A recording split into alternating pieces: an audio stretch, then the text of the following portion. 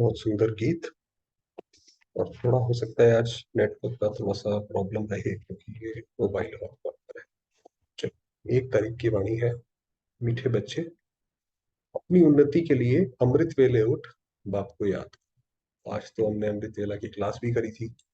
सवेरे के समय कमाई के लिए, सवेरे का समय कमाई के लिए बहुत बहुत अच्छा है। जैसे किसी ने हमसे पूछा था कि अमृत वेले उठना क्यों जरूरी है। तो अमृत वेले, हमारा अपना पर्सनल अनुभव ये रहा है कि अगर मान लीजिए कोई 20 मिनट भी अगर अमृत वेले उठ के योग लगा ले, चाहे वो योग थोड़ा सा वीक ही सही, वो बाकी पूरे दिन के कम से कम, वैसे समझिए 2 से 3 घंटे कोई बहुत ही गहन योग करे तो उसके बराबर है वो। तो इतनी कम मेहनत लगती है सवेरे याद करने में। तो बाबा ने कहा सवेरे के समय कमाई का बहुत अच्छा। प्रश्न है सदा सलामत रहने का आधार क्या है, और सदा सलामत किसे कहेंगे। क्योंकि बाबा की, आप जानते हैं, बाबा की डिक्शनरी और बाबा की परिभाषा अलग है। सलामत रहने का मतलब ये नहीं है कि स्वास्थ्य सही रहे, इसमें दूसरी बात है। बाप की श्रीमत ही सदा सलामत बनाती है। कभी भी कोई दुख और तकलीफ नहीं होती। जितना श्रीमत पर चलते चलेंगे तो हमारे अंदर अपने आप ही इतनी शक्तियां आती जाएंगी कि कोई भी बाकी सारी चीजों से हम परेशान।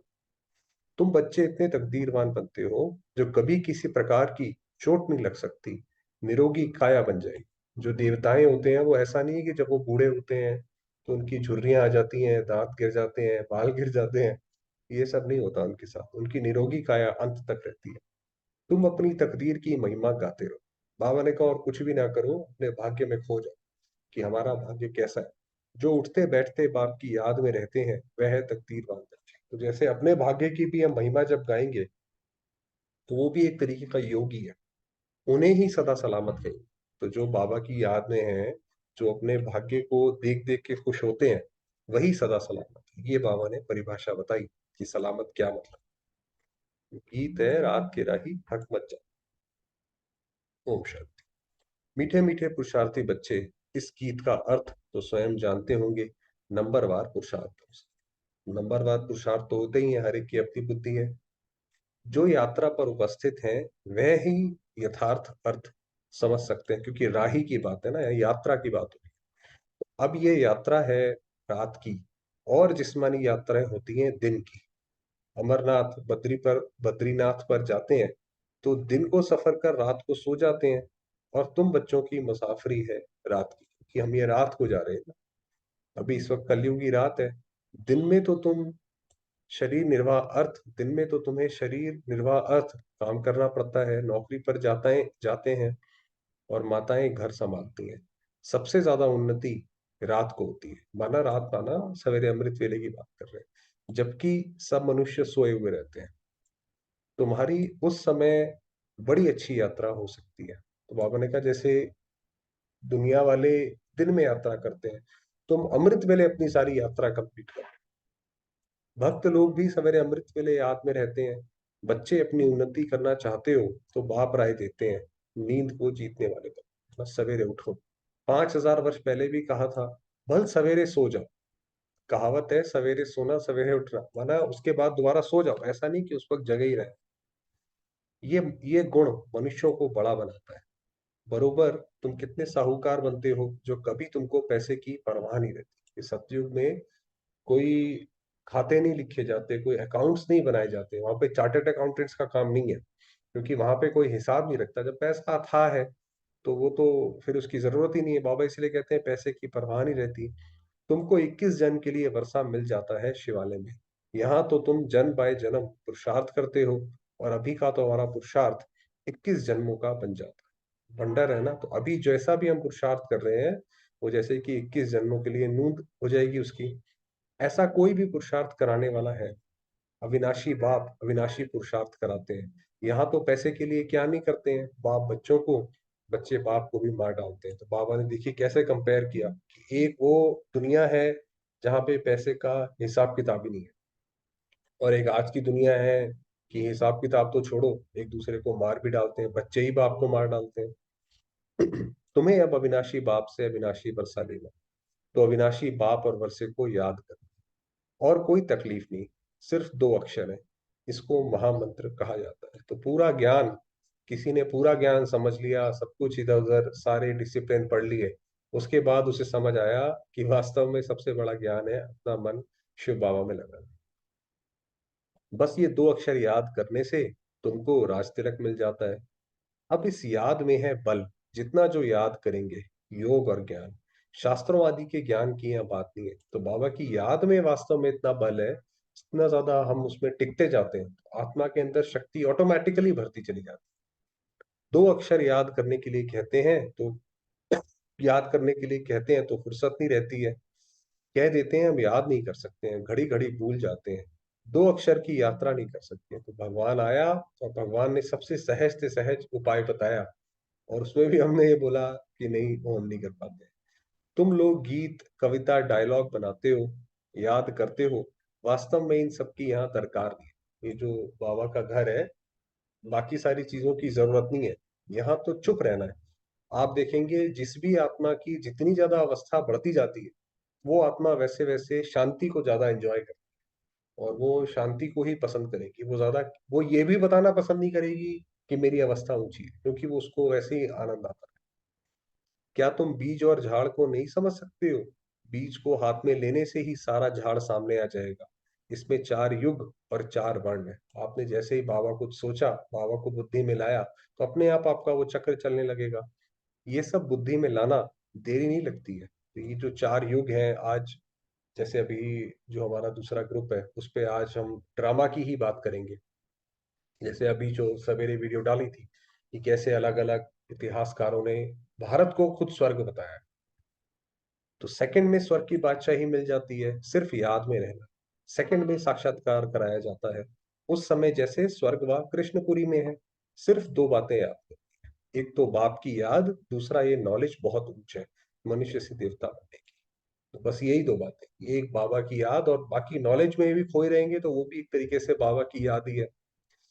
देवताएं तो पवित्र होते हैं, नॉलेज हमेशा ब्रह्मचर्य में पढ़ी जाती है। जब पढ़कर, अभी ये जो नॉलेज हमेशा ब्रह्मचर्य में इसलिए पढ़ी जाती है क्योंकि किसी पढ़ाई की गहराई में जाने के लिए जरूरी ये है कि हमारा डिस्ट्रैक्शन इधर उधर ना हो।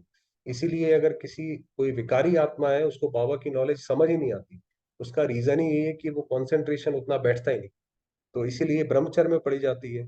जब पढ़कर घर संभालने लायक बने, तब बाद में शादी करनी होती है। अपने घर वालों को क्रिएटर संभालेंगे, इसलिए अपनी कमाई चाहिए ना, तो ब्रह्मचर्य में कमाई होती है। ये सारा भारत का जो है नियम था, संस्कार थे।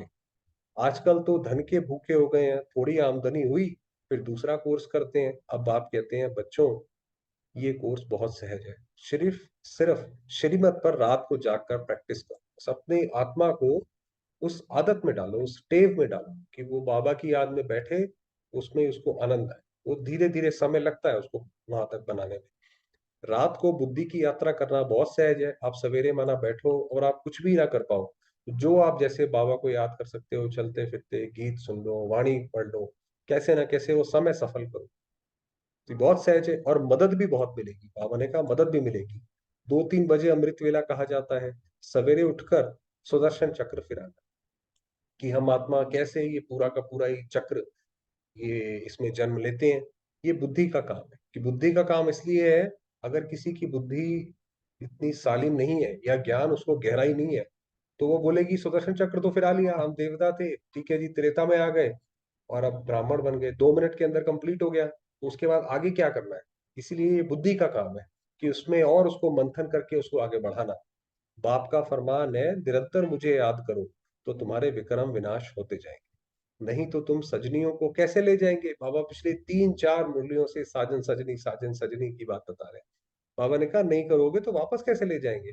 तुम सजनिया हो पतित, सबके पंख टूटे हुए हैं, अब सिर्फ याद करो तो पवित्र बन जाएंगे। सवेरे उठने का प्रयत्न करो धीरे धीरे। अगर मान लीजिए किसी, अगर हमें आदत नहीं है, उठना शुरू करें। नींद आती है तो कोई बात नहीं, वहां से उठ के कम से कम दूसरे कमरे तक आए, योग लगाते लगाते भी अगर नींद आ जाए कोई बात नहीं, कोशिश तो करें ना। पहली तो सीढ़ी है वो नीचे की ही होती है। दिन में तो याद ना भी ठहरे, रात को पुरुषार्थ करना सहज है, और मदद भी बहुत मिलेगी। देखिए बाबा ने दूसरी बार बताया कि बाबा उस समय मदद भी देगा। मुख्य है याद, तुम जानते हो हम। ये जो बाबा ने बोला मुख्य है याद, ये बाबा के, कि बाबा सत्य परमात्मा है।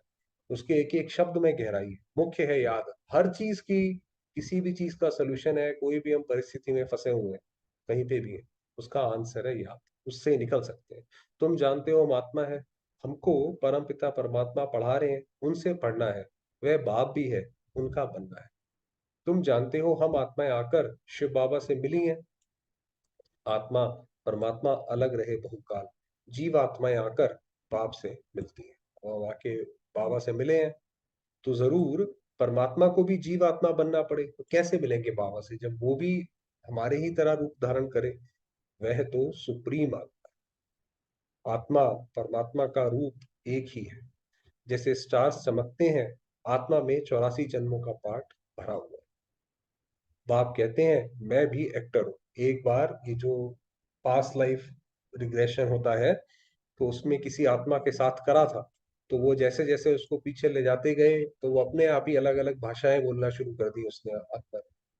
और किसी ने बताया था, कोई मिलिट्री में भी किया था, तो वो उसको इतना पीछे ले गए कि उसने, ज्ञान में नहीं थी वो आत्मा, और ना ही कोई ज्ञान वाले लोग कर रहे थे, तो उसने जाके पीछे ये बोला कि मुझे हर जगह लाल लाल रोशनी दिखाई पड़ती है और एक सितारा चमकता हुआ दिखाई पड़ता है। बाबा ने कहा 84 जन्मों का पाठ हम सबके अंदर भरा हुआ है। वो तो आत्मा जब देह अभिमान में आ जाती है तो अपने उस पाठ को देख नहीं पाती। जैसे ही आत्मा अपने ओरिजिनल स्वरूप में आएगी, पवित्र होगी, शांत होगी, तो वो गहराई से पूरे अपने पाठ देख पाएगी। मैं भी ड्रामा के बंधन में बांधा हुआ हूँ, ये दुनिया नहीं जानती कि कल्प कल्प संगम युग के सिवाय कब आ नहीं सकता हूँ। आफतें आदि तो बहुत आती रहती हैं, बाप कहते हैं मैं आता ही तब हूँ जब सब पतित बन जाओ। तो शिव बाबा का यहाँ पे आने का पर्पज है, और उसका सुप्रीम पर्पज ये है कि जब दुनिया की ऐसी हालत हो जाती है कि हर जगह प्रकृति भी हमने अपनी आदतों से खराब कर दी, अपने संस्कार भी खराब कर दिए, ऐसे ही आफतें आने वाली है, तो बाबा के नॉलेज की जरूरत है, इसलिए बाबा आते हैं।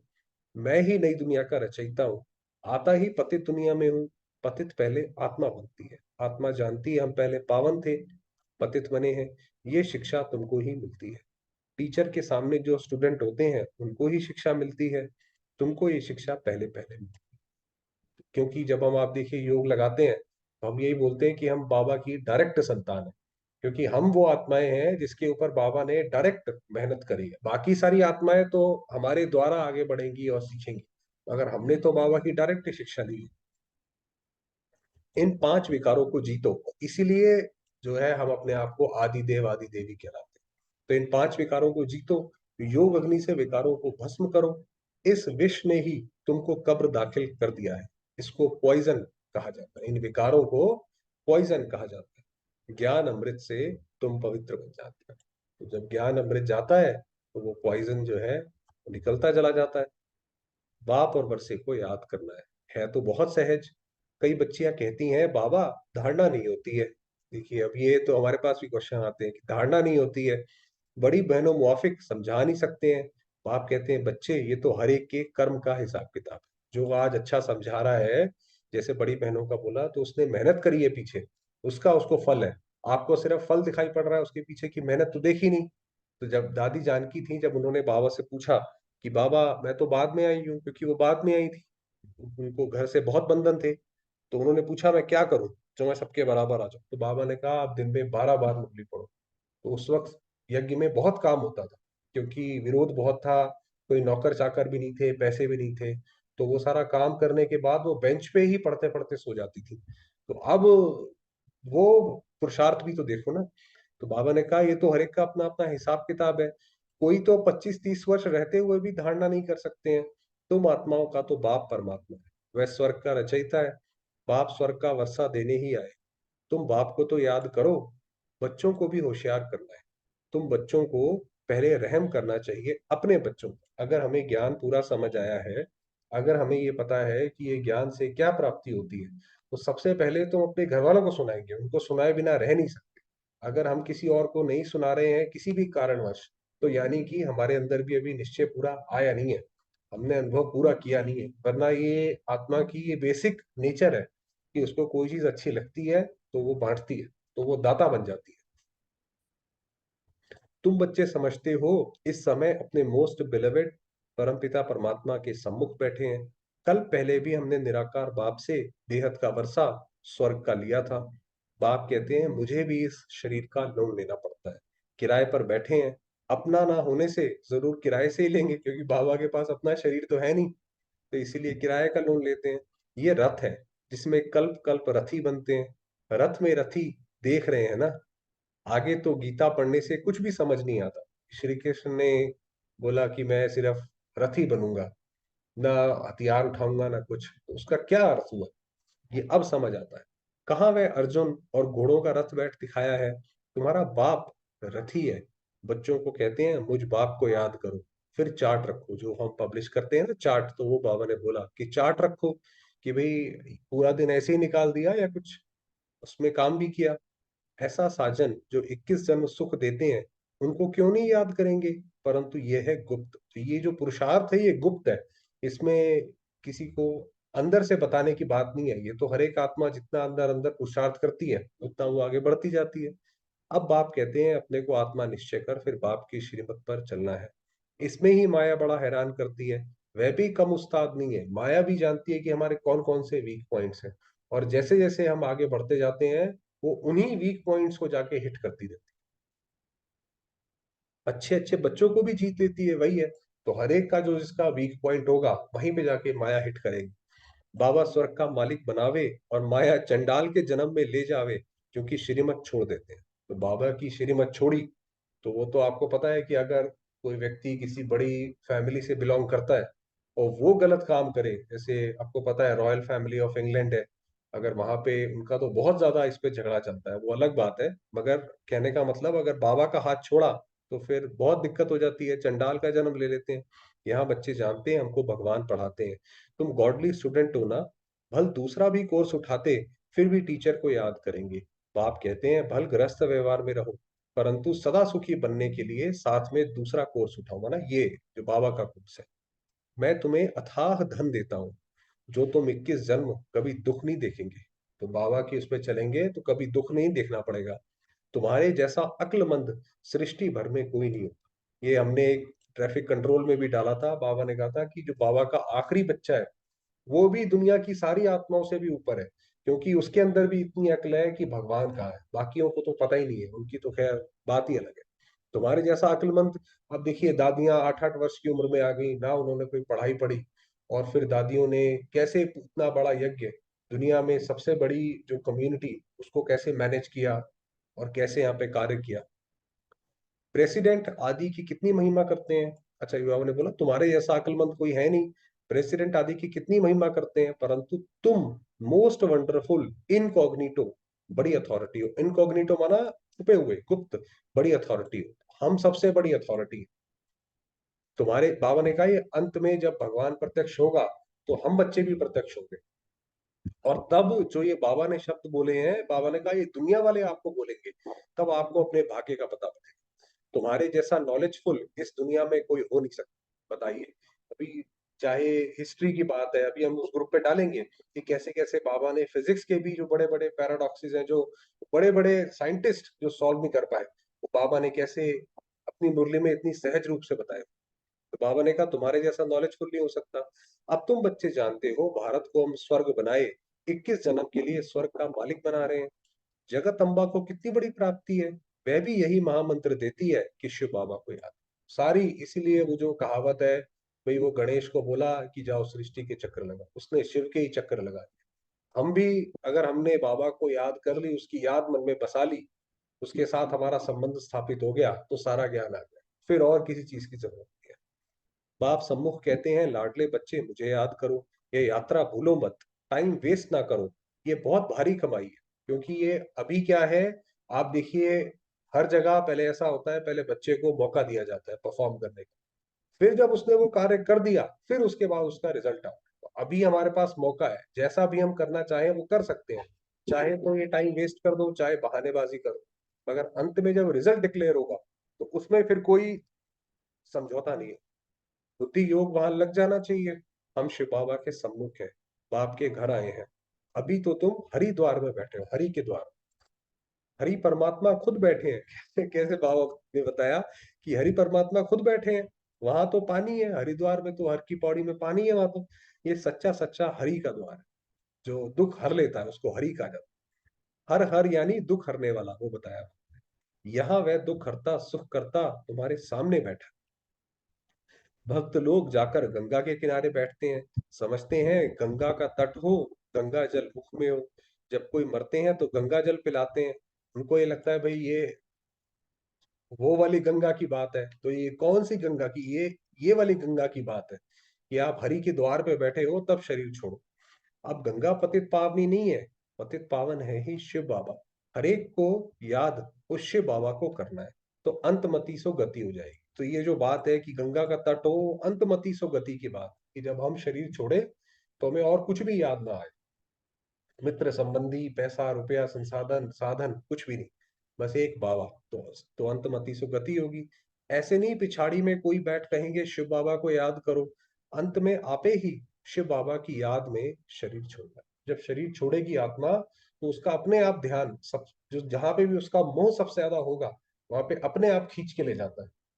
तो फिर अगर उस वक्त अगर शिव बाबा के अलावा अगर हमारा कहीं और होगा, तो फिर तो वहां चला जाएगा हमारा ध्यान, तो फिर अंतमति सुगति नहीं होगी। अब हमको शिव बाबा के पास जाना है मुक्ति धाम, क्योंकि हमारी अंतिम इच्छा पूर्ण होगी। ये ड्रामा बना ही इसलिए है हमारी इच्छाएं पूर्ण करने के लिए। तो अंत में हमें अपनी इच्छा ही एक बाबा की रख। सतयुग को जीवन मुक्ति धाम कहा जाता है, धाम रहने के स्थान को कहा जाता है। निर्वाण धाम में निराकार आत्माएं ब्रह्म तत्व में रहती हैं। अब तुम आकर हरि के घर में बैठे हो, दुख हरने वाला एक ही है, हरि के पास आ गए। अब तुम बच्चों को शिव बाबा और उनका स्वीट होम याद आएगा, बाबा आए हैं अपने घर ले जाओ। अब शिव बाबा के स्वीट होम को याद करना है। यहाँ तो कोई स्वीट है नहीं, यहाँ तो सारे ही सार मतलब जैसे खट्टे हैं, कड़वे हैं।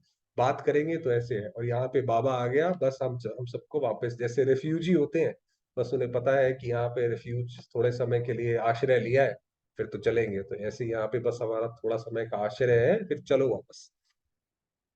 अब बाप बच्चों को कहते हैं बेहद की राजाई लेनी है तो रात को जागकर यात्रा करो। आप देखो बार बार बाबा उसी पे आते हैं।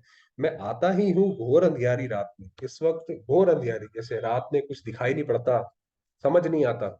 ऐसे ही दुनिया का हाल है, दुनिया में लोगों को कुछ भी जैसे समझ नहीं आता, कौन सी चीज सही है कौन सी चीज गलत है। ब्रह्मा की रात पूरी हो दिन होना है, मैं आता हूँ बेहद की रात और बेहद दिन के संगम पर। तो तुम भी रात में नींद को जीत याद करने का अभ्यास करो। वास्तव में ये संगम युग भी आप देखेंगे, पूरा संगम युग ही अमृत वेला है, ये कलयुग से सतयुग आ रहा है। 2-3 बजे के समय को ब्रह्म मुहूर्त कहा जाता है। बाप शिक्षा देते हैं ब्रह्मा द्वारा, रात को जाग मुझे याद करो तो फिर पक्के हो जाएंगे। अगर बाबा को ऐसे करते रहेंगे तो फिर ज्ञान में भी पक्के हो जाएंगे, फिर इधर उधर हमारी बुद्धि ज्यादा। आप देखिए जिस दिन आप अमृत वेला कर लेंगे, आपकी बुद्धि उस दिन स्थिर रहेगी, ज्यादा इधर उधर घूमेगी नहीं। माया बहुत सताएगी, फिर भी मेहनत करो, ये बाबा ने बताया, पहले से ही ज्ञान दिया कि तुम काम करने बैठोगे माया आएगी। इसमें मेहनत सारी बुद्धि की है। तो बुद्धि हमें हमारी जो है वो बाबा के ज्ञान की तरफ जितनी लगी हुई होगी, उतनी ही एकाग्रता। उठते बैठते चलते याद में रहना है। बाप कहते हैं थक मत जाना रात के राही, रात को बहुत मजा आएगा। आप देखिए ऊपर, ये बाबा की मुरली में हमने हमेशा देखा कि बाबा जहां से मुरली स्टार्ट करते हैं वहीं पे खत्म करते हैं, क्योंकि वो चक्र जो है बाबा की सारी बुद्धि सारा ज्ञान चक्र के रूप में चलता है। तो बाबा ने कहा थक मत जाना, फिर वह नशा दिन में भी चलेगा। अगर सवेरे अनुभव हो गया आपको, जैसे सवेरे आज हमने अनुभव करा कि शिव बालक, तो इतना अच्छा अनुभव हुआ तो वो पूरे दिन अपने आप आपको खींचता रहेगा। एक तो बाप को याद करो और अपनी तकदीर की महिमा करो, बस और कुछ ना करो। यही बाबा की याद है कि मैं आत्मा कितनी महान हूँ, और सबकी तकदीरें फूटी हुई है। आपको ऐसा अनुभव होगा जब आपको ये नशा चढ़ेगा कि बाकी सब से श्रेष्ठ मैं आत्मा हूं, मेरा भाग्य सबसे ऊंचा है। तुम्हारी तकदीर अब जग रही है, औरों की सो रही है। जिनका बुद्धि योग इस समय धन कमाने में रहता है, उनकी तकदीर सोई हुई समझो, क्योंकि वो जो धन जो है वो तो काम आएगा नहीं, वो तो दबा रह जाएगा। तो बाबा ने कहा वो तो जैसे व्यर्थ जाए, तो सो रही है। सच्ची तकदीर तुम्हारी जग रही है। पेट कोई जास्ती थोड़ी ही खाता है, भील लोग क्या खाते हैं, मिर्ची और मकई चने का आटा मिल जाए मिलाए रोटी खा लेते हैं। यहाँ तो तुमको सब कुछ मिलता है, तुमको बहुत साधारण रहना है। बाबा ने कहा तुमको ये कोई इसमें यहाँ पे हमें भी जरूरत नहीं है, ना बहुत साहूकारी ना बहुत गरीब। ऐसा नहीं कि साहूकारी हो तो बस जी इतना महंगा ही कोई कपड़ा या गाड़ी चाहिए, या ऐसा भी नहीं कि बिल्कुल ही गरीब हो। अब बाप कहते हैं, हे लाडले बच्चे मुझे याद करो, जैसे ये गीता के अक्षर आए, हे लाडले बच्चे मुझे याद करो, मैं तुमको नैनों पर बिठाए ले चलता। तो दुनिया तो जब शरीर छोड़ेगी त्राही त्राही करके छोड़ेगी, बहुत दुख में, और हमें बाबा जैसे नैनों पे ले जाएंगे। मेरे नूरे रत्नों नूरे चिश्म बच्चों को हमेशा प्यार किया जाता है। आप देखिए एक बच्चे का घर में कितना जो है लाडला होता है, ऐसे ही बाबा हमें वो प्यार देते हैं। श्रीमत पर चलने से सदा सलामत रहेंगे। सदा सलामत का अर्थ भी बड़ा भारी है। तुमको चोट नहीं लगेगी, कोई तकलीफ नहीं होगी, इतना तुमको सदा सलामत बन, निरोगी काया रहेगी, ना काल की ताकत है। वहां पे कोई काल नहीं आ सकता, अकाले मृत्यु हो जाए वो नहीं हो सकती। अगर अच्छी रीति याद करेंगे तो मदद मिलेगी। जिन्होंने कल पहले पुरुषार्थ कर अपनी प्रारब्ध बनाई है, साक्षी हो, देख रहे हैं, ये अपने को इंश्योर करते हैं, हमारा ये इंश्योरेंस है भाई। जैसे इंश्योरेंस में आप पहले प्रीमियम देते हो, फिर कुछ होता है बाद में मिल जाता है, तो अभी हम जो भी सेवा कर रहे हैं ये समझिए प्रीमियम है। बाबा भक्ति मार्ग में भी इंश्योर मैग्नेट है, भक्ति मार्ग में भी जो दान पुण्य करता है उसको बाद में मिलता है। ईश्वर अर्थ निकालते हैं, गरीबों को गुप्त दान देते हैं। कोई को शादी करानी होती है तो गुप्त दे आते हैं। गुप्त दान का फल भी ऐसा मिलता है कि आपने कहीं गुप्त दान किसी को करा, अभी भी अगर हमने किसी को ज्ञान सुनाया और वो गुप्त रहा, हमने कोई अपना उसमें नाम मानना शान नहीं करा, तो उसका फल बहुत बड़ा है, और वो मिलेगा भी फिर वैसे ही उतने ही बड़े रूप में। शो करने से उनकी ताकत आधी हो जाती है। अब बाबा ने कहा बहुत साधारण रहो, कई लोग सेवा तो करते हैं मगर वो जानबूझ के इतने अच्छे कपड़े पहन के सेवा करते हैं कि उसमें भी उनकी जैसे एक बढ़ाई है, तो उसका कोई फायदा नहीं। तो बाबा ने कहा अगर शो कर दिया तो लोगों के मन में ये बात बैठी कि ये कितना बड़ा भाई, कितनी बड़ी बहन है, देखो ये कितनी महान आत्मा है, तो पुरुषार्थ समझो उसमें चला गया वेस्ट। मैग्नेट बाप को कहते हैं तुम इंश्योर करते जाओ, जो जैसा अपने को इंश्योर करते हैं वैसा फल मिलता है। पाप करते हैं तो उसका दंड मिल जाता है। ये इस गेम के हमें नियम समझने हैं। तो ये तो यहाँ पे तो जैसा हम करेंगे वैसा हमें मिलेगा। पुण्य का फल अच्छा मिलता है, वह होते हैं हद के फिलेंथोफ्रिस्ट। फिलेंथोफ्रिस्ट माना दानी, कमाई में 8 आना 4 आना भी निकालते हैं। अब तो तुमको कंप्लीट फिलेंथोफ्रिस्ट बनना है, तो हमसे बड़ा दानी हम देवता ऐसे थोड़ी बनेंगे। हर कर्म जो है हमारा बाकी दुनिया वालों से श्रेष्ठ होना चाहिए, तब हम देवता कहलाएंगे। तो दानी भी हमें सबसे बड़ा बनना है, फुल इंश्योर कर देना है। जैसे बाबा ने अपना पूरा इंश्योरेंस दिया, तो हम भी जैसे बाबा के ट्रस्टी हुए। देखो मम्मा ने ना सिर्फ तन और मन को इंश्योर किया, देखो मम्मा ने सिर्फ तन और मन इंश्योर किया, क्योंकि मम्मा जब आई थी तो वो बहुत गरीब थी, उनके पिताजी ने शरीर छोड़ा था और बहुत घाटा हुआ था, तो वो कुछ लेकर नहीं आई थी। कन्याओं के पास तो धन होता ही नहीं, उन्हों को ये ख्याल नहीं रखना है कि वो भी अपना धन लेकर आए और यहाँ पे करें। बाबा ने कहा उनको रखने की जरूरत नहीं है, वह फिर तन मन से सेवा कर रही हैं, इसलिए कन्याएं बहुत प्यारी लगती है। उनकी सेवा जो है वही उनका, जो सेवा करती हैं वही उनका ऐसा है। कन्याएं नंबर 1 में आ जाती हैं। बाबा अधर कुमार था, ब्रह्मा बाबा ने शादी की थी तो अधर कुमार हो गए।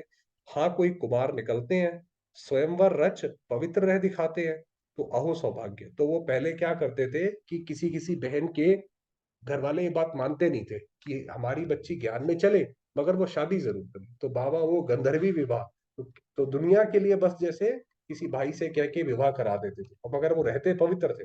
बाबा ने कहा वो अहो सौभाग्य। अब तो ऐसा नहीं होता, सरेंडर भी पूरा हो वह बहुत अच्छा पद पा सकते हैं। बाबा समझाते हैं कर्मों का भोग भी सारा यहाँ चुकतू करना है, तो जो हमने पीछे हमने जो भी कर्म करे हैं उसका भोग तो चुकतू करना पड़ेगा। मम्मा बाबा को भी कर्म का भोग भोगना पड़ता है। अब देखिए मम्मा को भी कैंसर हुआ था, रहा हुआ हिसाब किताब यहाँ ही निकलेगा, यहाँ किया है यहाँ ही निकलेगा। बाबा तो न्यायकारी है। ऐसे नहीं ईश्वर का बना हूं फिर रक्षा क्यों नहीं करते, नहीं, कर्म भोग तो जरूर यहाँ ही चुकतू करना है। अच्छा, ये बहुत बड़ी बात और गहरी बात यहाँ पर यहाँ बाबा ने बताई कि क्योंकि एक बात सोचने की ये है कि जब बाबा को ब्रह्मा बाबा की सेवा कर रक्षा करनी थी हर जगह से, तो बाबा बाबा का घर ही ऐसा बना देता कि उसमें कोई एंट्री ना कर पाए। ये क्या बात है कि उसके अंदर कोई एंट्री करता है फिर उसको साक्षात्कार हुआ। क्योंकि बाबा ने अभी बोला कि कर्म भोग चुकतू करना है, ये कभी अलग बात करेंगे कि बाबा कर्म भोगों से हमें बचाता कैसे है, वो न्यायकारी भी कैसे है, और फिर हमारी मदद भी कैसे कर। अच्छा, मीठे मीठे सिकिलते बच्चों प्रति माता पिता बाप दादा का याद प्यार गुड मॉर्निंग। रूहानी बाप की रूहानी बच्चों को नमस्ते, रूहानी बच्चों की धारणा के लिए मुख्य सार है, बुद्धि योग से सच्ची यात्रा कर, विनाशी धन के पीछे अपनी तकदीर नहीं गंवानी है, सच्ची कमाई कर, तन मन धन से पूरा फिलेंथ्रोपिस्ट बनना है। ये जो अभी समाज को जरूरत है हमारी पवित्रता की, तो वो तन मन धन से उसकी सेवा कर, अपना सब कुछ 21 जन्मों के लिए इंश्योर कर दे। वरदान दिया, दिव्य बुद्धि के बल द्वारा परमात्मा टचिंग का अनुभव करने वाला मास्टर सर्वशक्ति। दिव्य बुद्धि को बुद्धि बल कहा जाता है। इस बुद्धि बल द्वारा ही बाप से सर्व शक्तियां कैच कर मास्टर सर्वशक्तिवान बन। जैसे साइंस बुद्धि बल है, लेकिन वह सांसारिक बुद्धि है, इसलिए इस संसार के प्रति, प्रकृति के प्रति ही सोच सकते हैं। तो जहां पे हमारी बुद्धि लगी है उससे ही हमें प्रेरणा आएगी, क्योंकि दुनिया की जो बुद्धि है वो संसार और प्रकृति की है, तो वहां से तो कुछ टचिंग आनी नहीं है, इसलिए उनको नहीं आती है। आपके पास दिव्य बुद्धि का बल है जो परमात्मा प्राप्ति की अनुभूति कराता है। हमारी क्योंकि परमात्मा में लगी है, तो परमात्मा भी फिर जैसे हमारा मददगार होने के लिए बाध्य हो गया, वो भी इस खेल में आ गया, हमने उसको भी ले लिया। दिव्य बुद्धि द्वारा हर कर्म में परमात्मा प्योर टचिंग का अनुभव कर सफलता का अनुभव कर सकते हो। तो इसीलिए हमारी बुद्धि दिव्य है कि हमें पता है कि हमें टचिंग किससे लेनी है। दिव्य बुद्धि के बल से माया के वार को हार खिला सकते हो। तो ये चक्रव्यूह से कैसे निकलेंगे? जब बाबा से टचिंग हम लेते रहेंगे, हमारी बुद्धि दिव्य। स्लोगन दिया, मास्टर ज्ञान सूर्य बन, सर्व को ज्ञान की लाइट माइट देने वाले ही सच्चे सेवा है। सबको ज्ञान की लाइट दे, वही सच्चा सेवा। चलिए समय हुआ है 2 मिनट बाबा बेटा, फिर समाप्त।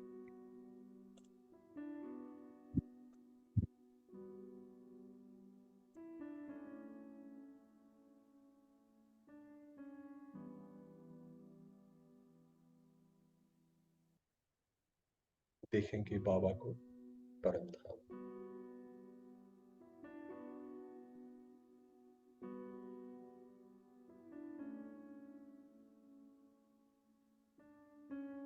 और मैं आत्मा बाबा के समीप विराजमान।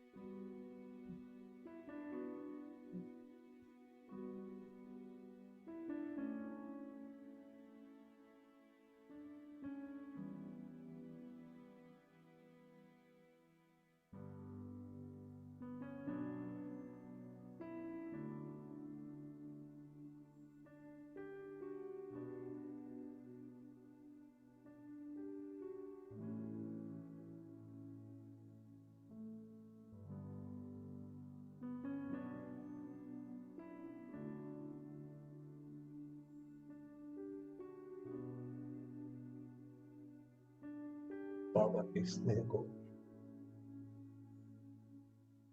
अनुभव करते जाओ।